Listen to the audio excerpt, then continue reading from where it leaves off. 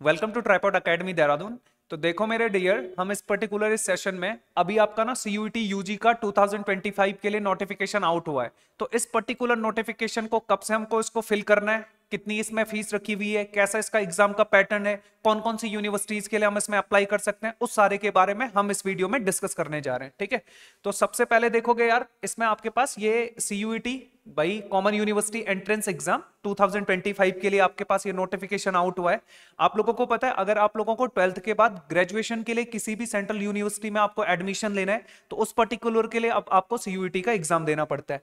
इस पर्टिकुलर में आप लोग देखोगे तो देखो यार, जो इसमें online submission of application form है, अगर आप इसके पर्टिकुलर डेट की बात करोगे तो डेट देखो यार, कब से कब की है, 1 मार्च 2025 से और 22 मार्च 2025। इस ड्यूरेशन के बीच में आपको अपने फॉर्म को क्या करना है, फिल करना है। ठीक है, नेक्स्ट इसमें आपके पास बोलता है कि आप last date of successful transaction of fees, अगर आप फी की बात करोगे तो ये 23 मार्च तक आप उसको फी को आपको कैसे करके भी इसमें पे कर लेना है। नेक्स्ट आपके पास बोलता है कि अगर आप इसमें कुछ करेक्शन करना चाहते हैं कि कुछ आपसे गलती से मिस्टेक हो गई है, उसको आपको इंप्रूव करना है, तो क्या करोगे इसमें, इसको 24 मार्च और 26 मार्च के बीच में आप इसको भी इंप्रूव कर सकते हैं। ठीक है, नेक्स्ट इसमें आता है आपके पास announcement of the city of examination. ये तो आप लोगों को पता है, जब आपका एडमिट कार्ड आएगा उससे पहले इसके बारे में आपको डिफाइन हो जाएगा, और ये आप जिस टाइम पे अपना फॉर्म फिल करोगे उस टाइम पे अपनी पर्टिकुलर सिटी को चूज करोगे तो उसमें ये आपको डेफिनेटली मिल जाएगा। ठीक है, ठीक है। नेक्स्ट आपके पास एडमिट कार्ड की बात है, ये भी क्लियर है। अब सबसे इंपॉर्टेंट इसमें एक पॉइंट आता है, ये पॉइंट है आपके पास कि डेट ऑफ एग्जामिनेशन। देखो यार, date of examination is a very important key point for this particular one. तो ये आपके पास 8 मई से लेकर के और 1 जून, इन दोनों के बीच में कोई सी भी डेट में हो सकता है। अभी ये परमानेंट डेट नहीं है, हो सकता है इसमें थोड़े वो चेंजेस हो। ठीक है, नेक्स्ट रिजल्ट की अगर बात करेगा तो रिजल्ट इस पे कुछ टाइम बाद इसमें ये अनाउंस कर लेगा। ये एनटीए की वेबसाइट भी यहाँ पे दी हुई है, आप लोगों को पता है, CUET.NTA.nic.in, इस पे आप इसको कंप्लीट कर लोगे। ठीक है, चलो अगली अब बात आती है यार कि इस पर्टिकुलर फॉर्म के लिए आपके पास कितनी कितनी फीस रखी गई है। ठीक है, तो आप देखोगे कि इसमें तीनों सेक्शन की बात करी हुई है। जनरल कैटेगरी के लिए भी डिफाइन किया गया, ओबीसी ईडब्ल्यूएस के लिए भी डिफाइन है, एससी एसटी पीडब्ल्यूडी और सब के लिए इसमें डिफाइंड है। तो आप लोग देखोगे कि यार जनरल कैटेगरी वालों के लिए 1000 रुपीज है। ठीक है, और 900 आपके पास ओबीसी वगैरह के लिए, और इसमें ये 800 रखी गई है। और सेंट्रल आउटसाइड ऑफ इंडिया ये तो हम लोगों को देखने की रिक्वायरमेंट नहीं है। इसमें ये क्या बोल रहा है, फॉर ईच एडिशनल सब्जेक्ट। अच्छा, एडिशनल सब्जेक्ट का मतलब क्या है आपके पास, जैसे देखो आपके पास जो जनरली आप कितने फॉर्म इसमें कितने सब्जेक्ट मैक्सिमम चूज कर सकते हैं, आप इसमें मैक्सिमम 5 सब्जेक्ट चूज कर सकते हैं, जिसमें से देखो यार 2 तो आपके फिक्स हो गए। वो 2 कौन से फिक्स हो गए, पहला तो आपके पास एक लैंग्वेज वाला फिक्स हो गया और दूसरा आपके पास जीएटी वाला फिक्स हो गया। अब इसके सिवाय आप 3 डोमेन सब्जेक्ट बेस में चूज कर सकते हैं। ठीक है, अगली वाली स्लाइड पे चलते हैं। नेक्स्ट वाली में आपके पास ये बोलते हैं आपके पास टोटल नंबर ऑफ इसमें सब्जेक्ट कितने हैं। ठीक है, तो अगर आप इस बात को वहां से बहुत अच्छे तरीके से समझ पा रहे हैं तो देखो यार, यहाँ पे लिखा हुआ है 37, मतलब 37 टोटल आपके पास इसमें सब्जेक्ट है, जिसमें से देखो 13 लैंग्वेज है, 23 डोमेन स्पेसिफिक सब्जेक्ट है, और 1 आपके पास जनरल एप्टीट्यूड टेस्ट, जिसको मैं जीएटी बोल रहा था, उसके लिए डिफाइन कर रहा था। ठीक है, अगर आप इसमें मीडियम की बात करोगे तो मीडियम आपके पास यार जो भी हमारे पास ये 13 लैंग्वेजेस है, इन 13 लैंग्वेजेस में आप किसी भी एक लैंग्वेज को चूज इसमें कर सकते हैं। ठीक है, आगे आपके पास सिलेबस की बात करता है, तो सिलेबस बहुत ज्यादा इंपॉर्टेंट है यार। अगर आप लैंग्वेज के पर्पज से देखोगे तो लैंग्वेज के पर्पज से इसमें सिर्फ 3 टाइप के क्वेश्चंस आ रहे हैं। एक तो कॉम्प्रिहेंशन आ रहा है आपके पास, ठीक है, दूसरा आपके पास factual and literary and narratives की बात कर रहा है, और नेक्स्ट इसमें बोलेगा आपके पास वोकेबलरी पूछेगा और लिटरेरी एप्टीट्यूड के बारे में पूछेगा। कुल मिलाकर के ये लैंग्वेज वाला टेस्ट होगा। अगला आपके पास आता है डोमेन सब्जेक्ट। अब देखो यार, जो भी आप 3 डोमेन सब्जेक्ट चूज करोगे उसमें आपके पास एज पर एनसीईआरटी सिलेबस, मतलब जो आपने 12th में एनसीईआरटी की बुक्स पढ़ी हुई हैं, जो आपका 12th का सिलेबस है, उसी से रिलेटेड इस वाले पार्ट में आपका पेपर आने वाला है। थर्ड वाले की बात करते हैं जीएटी के लिए। अगेन यार, this is the very important section, क्योंकि ये हर किसी सीयूईटी को अप्लाई करने वाले, प्रिपेयर करने वाले एस्पिरेंट के लिए नया है।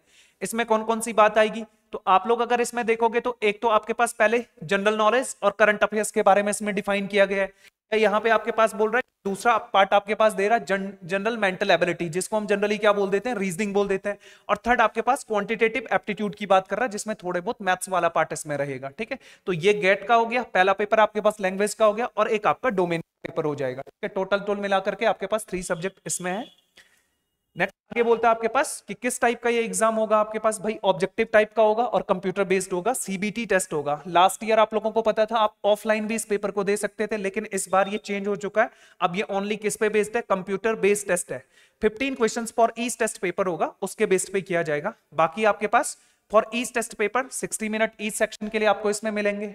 और अगला आपके पास बोलता है कि भाई वही वाली बात कि मल्टीपल शिफ्ट्स में हो सकता है, जनरली 3 शिफ्ट में होता है, मॉर्निंग वाली में और आपके पास आफ्टरनून में होता है और एक इवनिंग में होता है। तो 3 ही आपके पास इस पे बेस्ड 3 शिफ्ट में जनरली ये एग्जाम होता है, हो सकता है 3 ही में ये कंप्लीट हो। ठीक है, अगले वाले पे चलता है, ये instructions of online filling form. भाई ऑनलाइन फॉर्म जब भी फिल करोगे उस टाइम पे इसको ध्यान से चूज करना, ठीक है, मतलब बिल्कुल भी मिस्टेक इसमें नहीं करनी है। बाकी नेक्स्ट इसमें आ जाता है आपके पास, और तो कुछ ऐसा कुछ इंपॉर्टेंट सा तो बहुत कुछ नहीं है।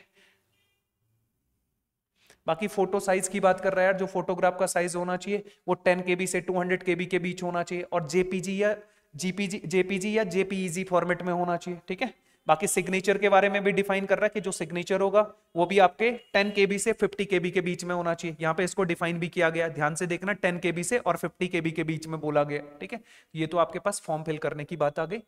अगला आता है फी पेमेंट। इसके बारे में तो आप लोगों को ऑलरेडी जब पे करोगे तो उसमें आपको डिफाइन किया जाएगा। यहाँ पे साफ साफ लिखा हुआ है मोड ऑफ एग्जामिनेशन कैसा है, कंप्यूटर बेस्ड टेस्ट है, सीबीटी मोड में होगा ओनली। ठीक है, नेक्स्ट आप अगर बात करोगे तो मीडियम ऑफ एग्जामिनेशन, इसके बारे में हम ऑलरेडी बात कर चुके हैं। अगला आता है आपके पास स्कीम ऑफ एग्जामिनेशन। देखो यार फिर से इस पे ना थोड़ा सा डिटेल में बात कर लेते हैं।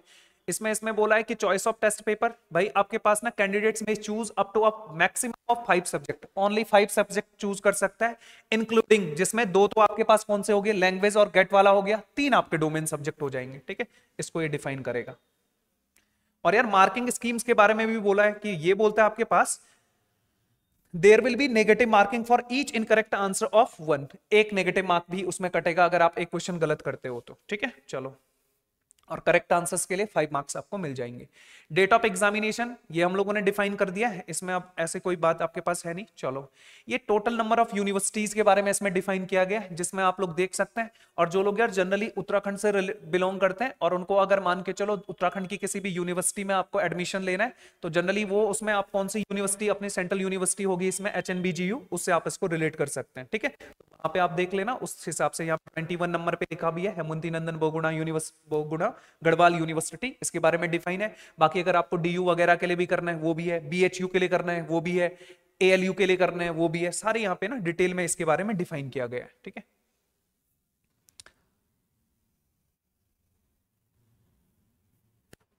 नेक्स्ट आपके पास इसमें सब्जेक्ट कोड वगैरह दे रखे हैं, कौन कौन से आपके डोमेन सब्जेक्ट हैं, तो सारे डोमेन सब्जेक्ट लगभग इसमें है यार। एक और बात यार, जो भी एस्पिरेंट्स अपने फाइन आर्ट्स वगैरह के फील्ड में जाना चाहते हैं उनके लिए भी यहाँ पे अलग से एक डोमेन का सब्जेक्ट है।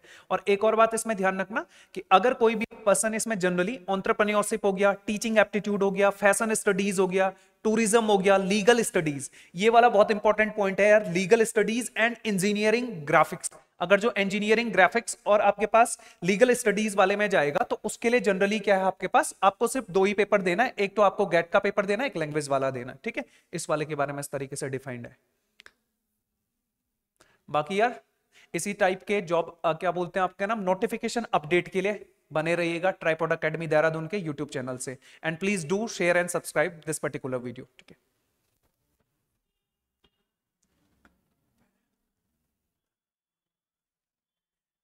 यार इसमें बहुत सारी मिस्टेक्स हो गई यार, 2-3 मिस्टेक हमको सही करनी पड़ेंगी मेरे को